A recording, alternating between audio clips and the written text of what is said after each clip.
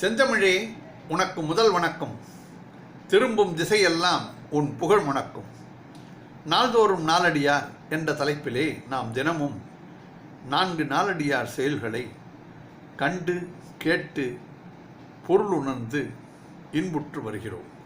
அந்த வரிசையிலே இன்றும் நாலடியார் செயலிலிருந்து கீழ்மை என்ற அதிகாரத்தின் கீழ் 345, 346, 347, 348 இந்த 4 பாடல்களையும் பொருளுணர்ந்து மகிழ்வோம்.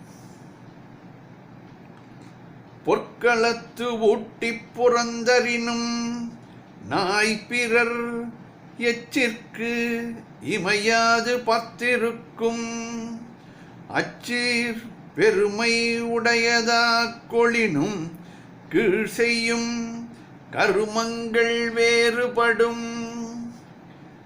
பொற்களத்து ஊட்டி புறந்தரினும் நாய் பிறர் எச்சிற்கு இமையாது பார்த்திருக்கும் அச்சீர் பெருமை படைத்தா கொளினும் கீழ் செய்யும் கருமங்கள் வேறுபடும். பாடலின் பொருள் விளக்கம் பார்ப்போம்.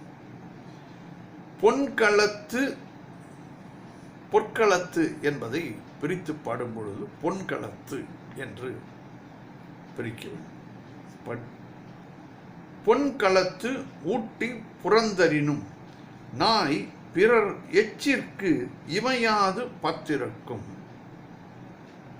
பொன்னால் செய்த தட்டு, உண்கலம், உண்ணுகின்ற தட்டு, அதிலே நாய்க்கு அதை சாப்பிட வேண்டும் என்று உண்பித்து பொருள்களை போட்டு சாப்பாட்டை போட்டு பாதுகாத்தாலும் அதையே அந்த நாயை நாம் எவ்வளவு செல்லமாக வளர்த்து பொன் தட்டிலே சாப்பாடு போட்டாலும் அது பிறர் எரியும் எச்சில் சோற்றுக்கு கண் இமையாமல் விழித்து கொண்டு காத்து கிடக்கும். அச்சீர் அத்தன்மையாக பெருமை உடையதாக கொளினும் கீழ் செய்யும் கருமங்கள் வேறுபடும். பெருமைக்கு உரியவராக இருந்தாலும் பெருமைப்படுத்தினாலும் கீழ்மக்கள் செய்யும் செயல்கள் அந்நிலைமைக்கு வேறாகும். அந்த நாய் எப்படி பிறர் போடும் எச்சிலை சாப்பிடுவதற்கென்று காத்து கொண்டிருக்குமோ அதுபோல் கீழ்மக்கள் எவ்வளவு உயரம் அவரை மதித்து வைத்தாலும் அவர்களுடைய செயல்கள் வேறுபடும். கீழ்மை இயல்பு திருத்தினாலும் திருந்தாது. அவர்களை என்ன சொன்னாலும் அவர்கள் அதையே தான் செய்து கொண்டிருப்பார்கள். சான்றோர்கள் அவர்களுக்கு அறிவுரை கூறுவதை கூட நிறுத்தி விடுவார்கள். அடுத்த பாடல் 346வது பாடல். சக்கரச் செல்வம் பெரினும் விழுமியோர் எக்காலும் சொல்லார் மிகுதி சொல் எக்காலும் முந்திரி மேற்காணி மிகுவதே கீழ்த்தன்னை இந்திரனா எண்ணிவிடும். சக்கரச் செல்வம் பெரினும் விழுமியோர் எக்காலம் சொல்லார் மிகுதி சொல் எக்காலும் முந்திரி மேற்காணி மிகுவதேர் கீழ்த்தன்னை இந்திரனா எண்ணிவிடும். பாடலின் பொருள் விளக்கம் பார்ப்போம். சக்கர செல்வம் பெரினும் விழுமியோர் எக்காலும் சொல்லார் மிகுதி சொல். ஆட்சி செல்வம் பெற்றாலும் மேலோர் எந்த காலத்திலும் வரம்பு கடந்த சொற்களை சொல்ல மாட்டார்கள். முந்திரி மேல் காணி மிகுவதுவேல் கீழ்த்தன்னை எக்காலும் இந்திரனா எண்ணிவிடும். ஆனால் முந்திரி அளவுக்கு மேல் காணி அளவாக செல்வம் மிகுவதானால் கீழ்மக்கள் தன்னை என்றும் தேவர்களுக்கு ஒப்பாக எண்ணி இருமாந்துடன் உரையாடுவான். சிறுக பணம் வந்து விட்டாலே அவர்கள் மாறிவிடுவார்கள். இதற்கு பீர்பால் கதையை கூறுவார்கள். அதாவது இது ஒரு சிறுகதை தான். அக்பர் பீர்பாலும் ஒரு குதிரையில் போய்கொண்டிருக்கும் பொழுது ஒரு மன்னான் துணி துவைத்து கொண்டிருக்கிறான். அவ்வளவாக படிக்கவில்லை. எப்பொழுதும் அவன் சண்டை சச்சரவு எது சொன்னாலும் கேட்க மாட்டான். ஆனாலும் அவரிடம் போய் எப்படி இருக்கிறது என்று கேட்கும் பொழுது அவர் ராஜா நல்ல ராஜாவாக இருக்கிறார், எல்லாரிடமும் ஒரு விளாங்கனி அளவு தங்கம் இருக்கிறது என்று கூறி அவன் பெருமையாக கூறிக்கொண்டான். பீர்பாலை பார்த்து, என்ன இப்படி கூறுகிறானே இவன் அப்படி. இல்லை, இவருடைய பையன் நமது அரண்மனையில் வேலைக்கு சேர்ந்து அவனுக்கு முதல் மாத சம்பளம் வந்தவுடன் அந்த பொன் காசுகளை எண்ணி பார்த்து அவர் அப்படி கூறுகிறார் என்று பீர்பால் கூறிவிட்டார். பிறகு ஒரு ஆட்களை விட்டு அந்த வண்ணானுடைய வீட்டிலே போய் சென்று அவரிடம் இருந்த அந்த பொன் காசுகளை எடுத்துக்கொண்டு வந்துவிட்டார்கள் ஆட்களுடன். 2 நாள் கழித்து மறுபடியும் ராஜா பீர்பால் இருவரும் அந்த வண்ணானை போய் பார்த்தால்,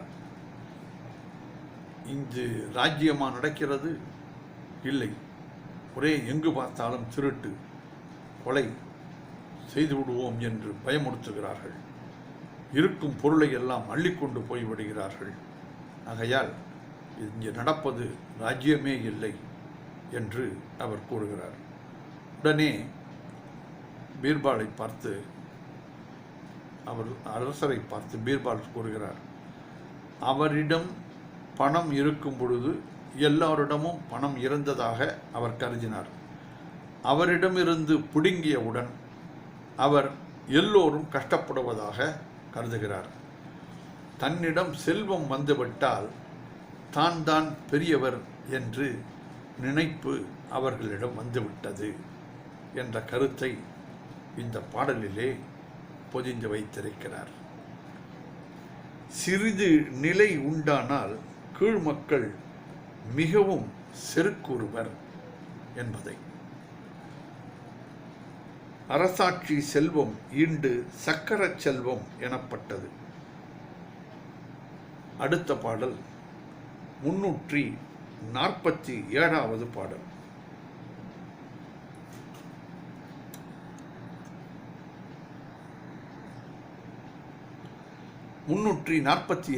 பாடல்.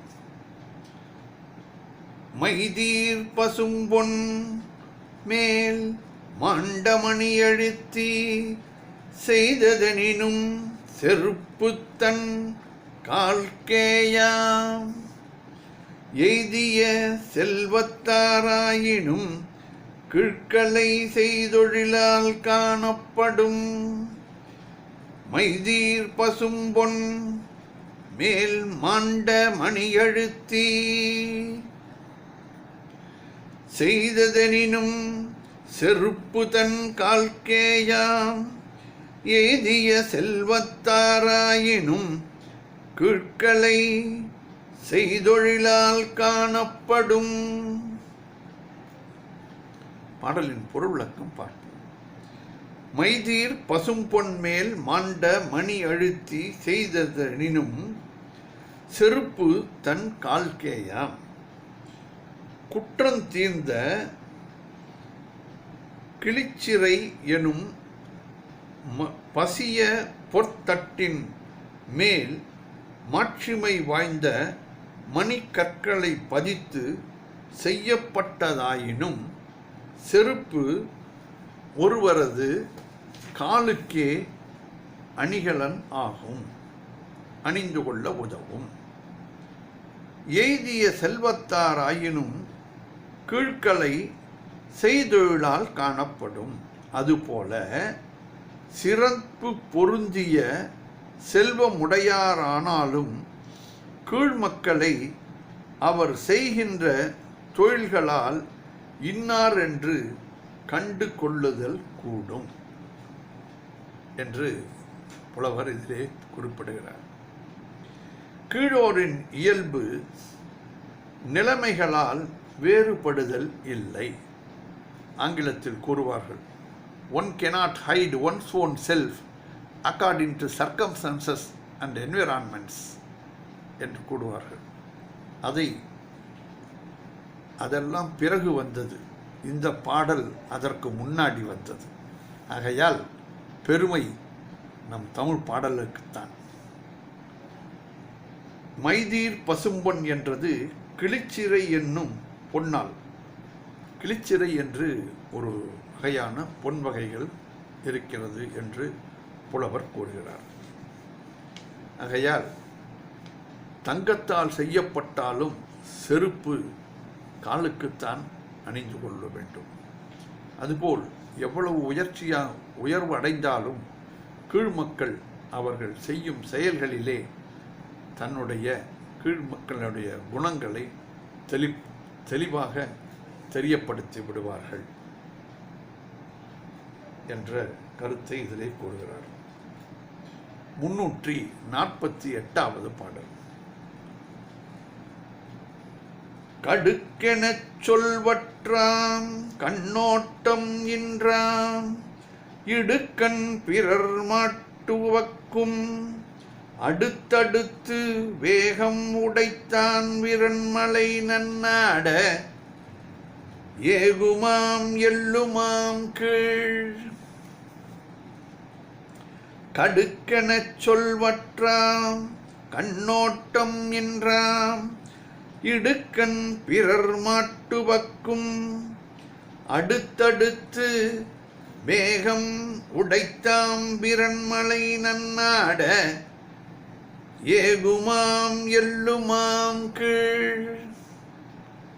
பாடலின் பொருள் விளக்கம் பார்ப்போம். விரல்மலை நன்னாட ஆற்றல் வாய்ந்த மலைகளை உடைய சிறந்த நாடனே. இந்த மலைகளுக்கு ஆற்றல், அதில் உண்டான மரங்களும் மூலிகைகளும் மக்களை வாழ வைக்க வேண்டி இருக்கின்ற பழவகை மரங்களும் உடைய நாட்டை உடையதால் இதற்கு இப்படி கூறுகிறார் புலவர். கீழ்மக்கன் நடுக்கென சொல்வற்று கடுமையாக பேசுதல் வல்லான் கண்ணோட்டம் இன்று.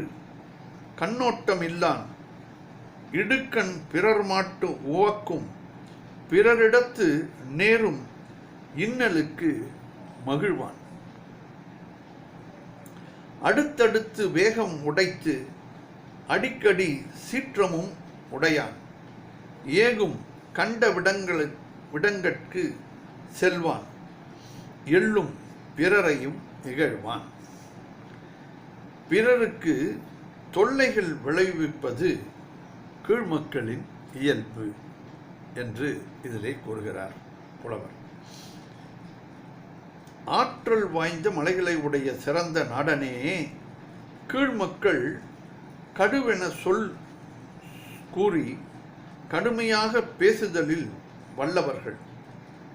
கண்ணோட்டம் இல்லாத மக்கள் பிறருடைய துன்பங்களைக் கண்டு மகிழ்பவர்கள், அடுத்தடுத்து வேகம் உடைத்து அடிக்கடி சீற்றமுடையவர்கள், ஏதம் கண்ட இடங்களுக்கு செல்பவர்கள், எள்ளும் பிறரை இகழ்பவர்கள், இவர்களெல்லாம் கீழ்மக்களின் குணங்கள் என்று கூறுகிறார். பிறருக்கு தொல்லை விளைவிப்பதே கீழ்மக்களின் இயல்பாக புலவர் கூறுகிறார். வல்லது என்றது இகழ்ச்சி குறிப்பு. ஆம், அசை. பிறர் மாட்டு என்பதை பிறரிடம் கண்டுகொள்வது பொருந்தும். வேகம் சினத்தின் வேகம். மலைக்கு விரலாவது எஞ்ஞான்றும் வளமை உடைய என்று மலைகளை உடையவர் நாட்டு அரசனுக்கு இதை கூறுவது போல் பாட்டை இயற்றியிருக்கிறார் புலவர். நன்றி. மீண்டும் நாளை சந்திப்போம்.